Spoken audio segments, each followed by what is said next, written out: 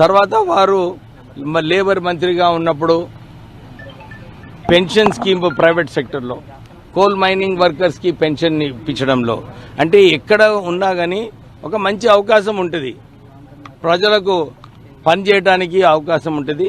So వారు ఆ pension scheme తీసుకొచ్చి ఈ రోజు కూడా అందరూ కాకా పెన్షన్ అని చెప్పి గుర్తించుకుంటారు. దాని తర్వాత వారు యూనియన్ మినిస్టర్గా ఉన్నప్పుడు సింగరేణి సంస్థ బీఐఎఫ్ఆర్లో పోయింది. బీఐఎఫ్ఆర్లో పోయినప్పుడు దీన్ని తొలగించడానికి అప్పుడు ప్రధానమంత్రి పివి నరసింహారావు గారు ఉన్నారు. వారితో చర్చించి మాట్లాడి 400 కోట్ల రూపాయలు ఎన్టీపీసీకి ఇచ్చి సింగరేణి సంస్థని బీఐఎఫ్ఆర్ నుంచి తొలగించి 1,00,000 ఉద్యోగాలు కాపాడడం జరిగింది.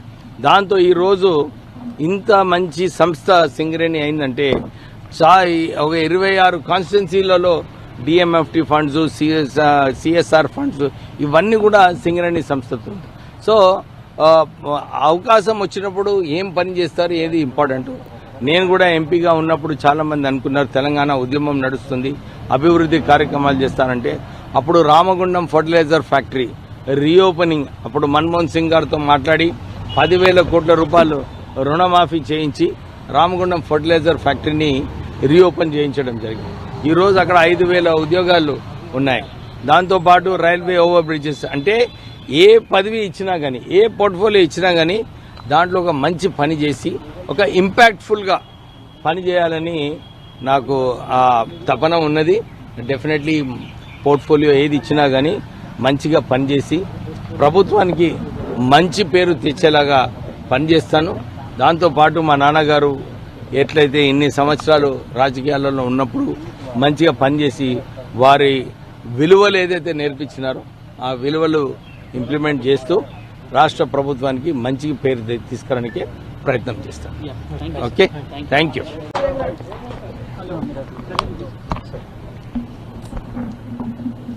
నిన్న మంత్రి పదవి స్వీకరించిన తర్వాత స్వేరింగ్ ఇన్ సెరమనీ తర్వాత ఈరోజు ఢిల్లీకి రావడం జరిగింది.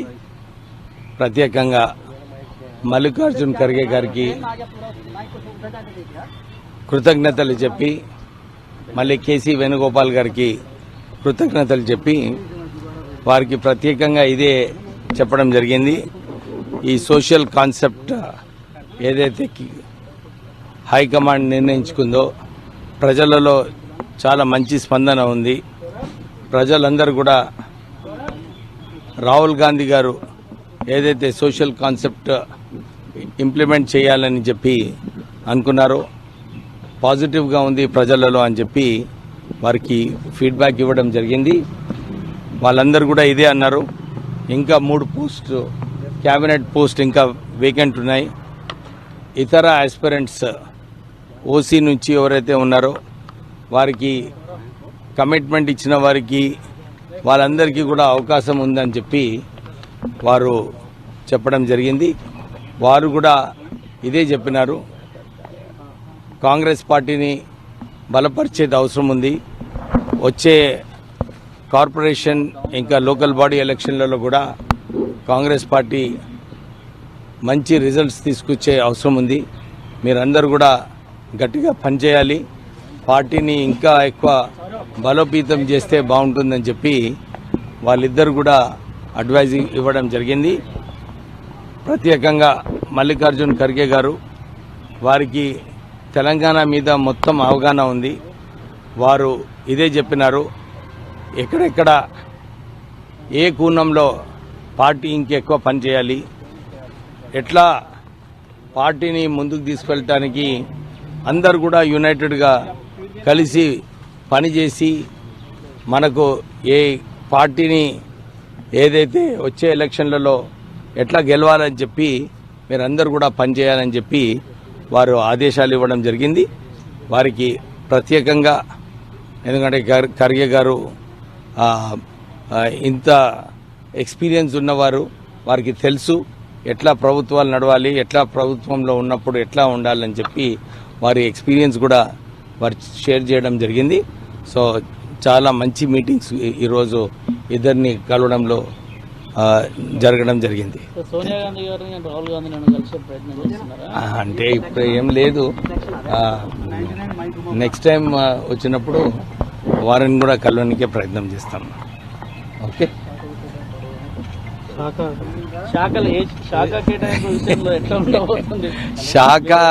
శాఖ ప్రెరాగేటివ్ ముఖ్యమంత్రిది ప్రెరాగేటివ్. వారు ఏ శాఖ ఇస్తారు ఏంటి చేసేది ముఖ్యమంత్రి గారు. సో వారు ఏది నిర్ణయించుకుంటే అది చేయవచ్చు.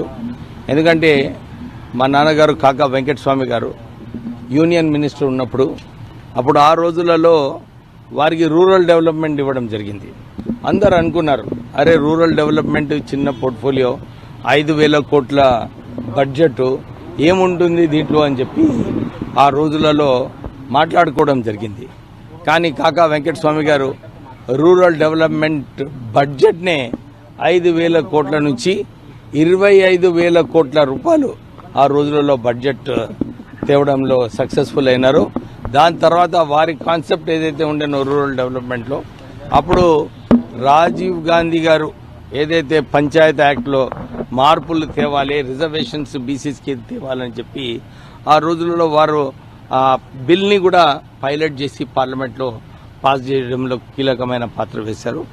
తర్వాత వారు లేబర్ మంత్రిగా ఉన్నప్పుడు పెన్షన్ స్కీమ్ ప్రైవేట్ సెక్టర్లో కోల్ మైనింగ్ వర్కర్స్కి పెన్షన్ ఇప్పించడంలో, అంటే ఎక్కడ ఉన్నా కానీ ఒక మంచి అవకాశం ఉంటుంది, ప్రజలకు పని చేయడానికి అవకాశం ఉంటుంది.